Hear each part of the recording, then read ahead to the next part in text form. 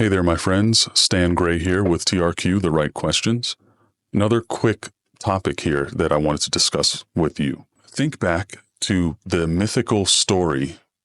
I say mythical because it's not really described in the Bible at all. The story of the fall of the angels. Somehow, Satan, or as he was apparently formerly known as Lucifer, the angel of light, the most beautiful and powerful angel in God's army, which why he had an army at that time before humanity existed, who knows? Who was that army fighting for and what were they up to? Who knows?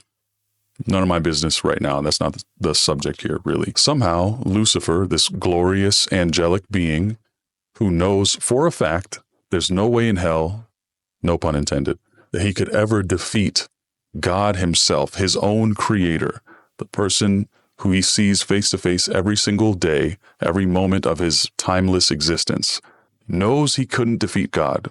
Somehow, his hubris and his arrogance and his envy just rot his brain so badly that he suddenly believes that, you know what? God, the most almightiest, powerful person in the universe, who created me and everyone else, and who also knows everything that we're ever going to do ever, I think I can take him. I think I could take him down. And let's say there's 1 million angels in existence.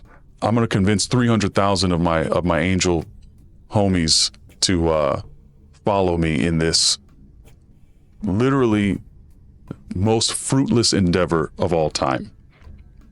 Up until that point. Just say we suspend our disbelief for a moment and consider that really happened and that it makes sense that 300,001 angels who literally see God every day and know exactly how powerful he is and what he can do and what he knows, they all decide to go against God, right? They start this battle against 600,000 angels, or 666,000, and we got 333,001 angels, right? Excuse my math there. We go into this battle knowing that God knows we're going to lose. Otherwise, he would have just blinked us out of existence, right? Why did God not do anything to save the souls and the lives of these angels? The angels that stupidly had a lapse in intelligence and judgment, thinking that they could defeat God and usurp his power. Christians rarely stop to think about the concept, think about what's really happening in that story. God is punishing and casting down all these demons, all these angels, rather, and makes no second thought to say, you know what? These are my original children. I knew they were going to go and do something stupid like this, but instead of talk to them, instead of try to stop Lucifer from convincing them to be idiots and fight me, instead of coming up with some way to forgive them and to offer them some type of salvation, screw them, is what he seems to say in this mythological, non-biblical storyline that people have kind of made up in their heads over time. So it just makes me wonder, and I want to know, if you're a Christian and you believe this stuff, what do you think about this idea? What do you think about the idea that God just allowed these angels to be convinced to do something so stupid and so devastatingly harmful to them? And he offered them no recourse. He offered them no peace, no counsel, nothing. He just basically swatted them away like flies, I would imagine. And that's how it would go, because he's all powerful. I don't know why he would have had to even have his angels fighting and risking their safety in order to defeat the third of their number who was coming after them. Don't you think it's kind of messed up, kind of weird that something that's apparently God thought it was so important, angels were so important that he decided to create them in the first place. So why not try to help them out if they made a dumb, stupid mistake? And I'm sure everybody's got different perspectives on how the angels felt or why the angels decided to do that. But I can't think of any other reason for that to happen other than them being illogically, impossibly stupid, to the point where it would make sense for them to rebel against something that's completely undefeatable, and that they know that that's the case. They know that it's impossible, but they still tried. It's so weird. And I say this all the time, but it's so weird that people look at this stuff and they believe it and take it at face value. It's almost like you have to, and I've been there before, I did it myself.